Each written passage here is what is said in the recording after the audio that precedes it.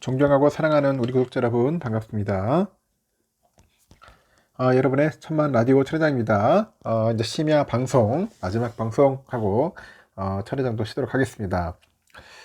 좀 제가 일요일도 바쁘다 보니까 좀 영상이 좀 늦네요. 마지막 방송이니까 편하게 시청하시고 꿈나라로 가시기 바랍니다. 한 주 동안 수고하셨고 논다고 쉰다고 수고를 많이 하셨어요. 응? 노는 것도 쉬운 게 아닙니다, 여러분. 이 노는 것도 놀아본 놈이 놀아본다고.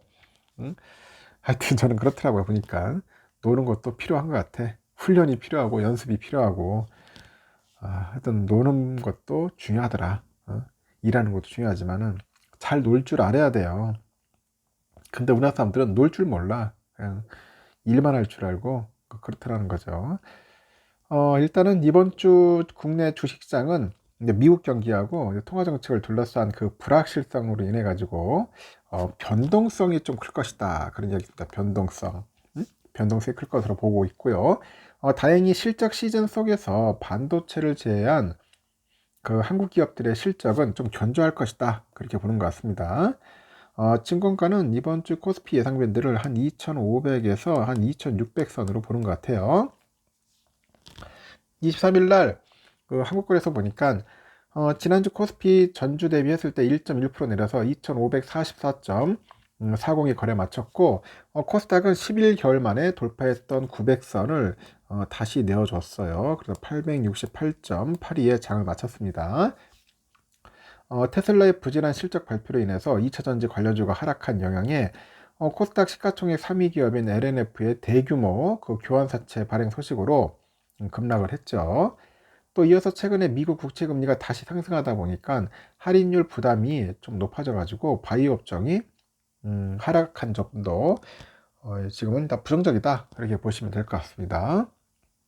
이번 주에는 그 증시 상승 요인으로 메모리 반도체 업황 턴어라운드가 기대되고, 중국과 일본의 연휴 기간에 관광객 유입 기대 등이 꼽혀요.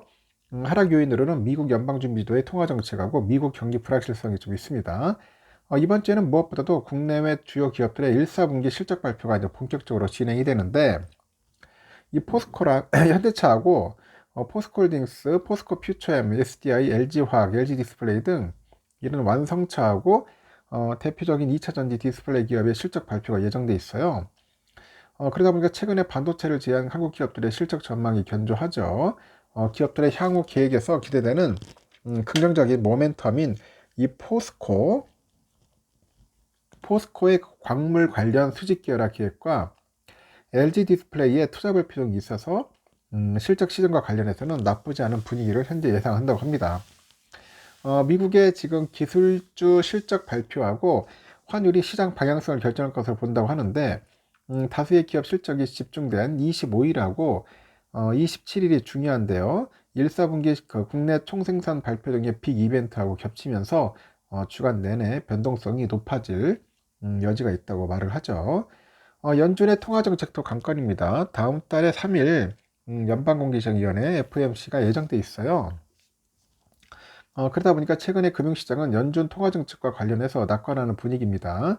연준의 태도가 시장 예상과 다르게 나타난다면 주식시장이 노이즈 요인으로 작용할 가능성이 있다고 하죠. 이런 점에서 미국 경기, 그 27일 1사분기죠. 미국 경기하고 물가에 관심 가질 필요가 있다, 그렇게 이제 전환을 하는 것 같습니다. 과열 상태가 언제까지 지속될 것인지도 관건인데, SK에서 그래요. 국내 증시의 과열 상태가 상당 기간 지속되고 있다고 하는데, 시장 측면에서 과열 상태가 조금 더 지속될 수는 있지만은 영원한 과열은 존재하지 않고 조정이 발생하기 마련이다. 그래서 장기적인 방향성, 이 방향성과 관계없이 과열 국면은 피해가는 것이 낫다고 판단을 하죠. 그래서 NHS는 반도체, 화장품, 의류, 호텔, 레저를 관심 업종으로 꼽았어요. 최근에 중국의 3월 소매 판매 증가율이 시장 예상치인 7.4%를 크게 웃도는 10.6%를 기록을 했습니다.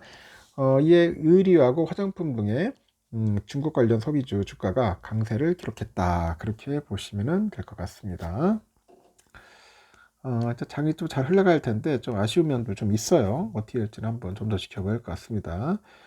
토요일 날 보니까 미국 지수 그 다우도 좀 변동성이 좀 심했는데 결국은 올랐어. 0.07% 정도 올랐고요. 나스닥도 뭐 안 오를 듯 하더니 찔끔 올랐죠. 0.11% 정도 올랐고, S&P도 그래도 상승을 했습니다. 그만큼 그 변동성이 좀 있다, 그렇게 보시면 될 것 같고요. 필라는 영 천천히 요즘 보니까 계속 3,000대에서 놀고 있어요. 3,000선을 기준으로 해서 오르락 내리락 하면서 좀 올라갔다 하면 다시 조정받고, 또 조정받다 또 올라가고, 현재 지금 굉장히 꿈틀거리고 있습니다. 꿈틀거리고 있다는 거 한번 참고하시면 될 것 같습니다. 환율은 1330원, 미국 달러 1330원이라 해서 9.5원이나 좀 올랐어요. 지금 많이 올랐고, 달러 일본에는 134.16엔 소폭 하락을 했습니다. 유가는 77.87달러 소폭 상승을 했어요. 일본에나는 993.10원, 유로화는 1463.67, 중국 이하나 193.08원 모두 다 올랐고요. 휘발유 값도 오르네요. 1665.3원. 금값은 좀 빠졌습니다. 국제금값 1990.5달러, 28.6달러가 빠졌네요. 그리고 국내는 84,996.97원 하락을 했습니다. 미국 10년물 국채금리는 3.5680입니다. 3.5680이라서 좀 어떻게 보면은 낮지는 않아요. 낮지는 않고 조금씩 약간 우상향하는 듯한 느낌이 있는데 3.5대, 어떤 때 3.6까지 갔다가 다시 또 3.5대에서 왔다 갔다 하고 있고요. 3.5대를 좀 유지를 할 것 같고요. 아무리 못해도. 선물은 다우가 한 0.02%, 거의 선물하고 현물하고 거의 비슷해요. 흐름이 거의. S&P도 한 0.03%, 거의 강보합으로 끝났습니다. 나스닥도 마찬가지고, 러셀도 소폭 올랐습니다. 0.16%. 그래가지고 끝났습니다. 우리의 삼성전자는 좀 비실비실 되는데 현재 65,700원, 그래도 400원 올랐습니다. 65,500원 선을 좀 유지를 하려고 합니다.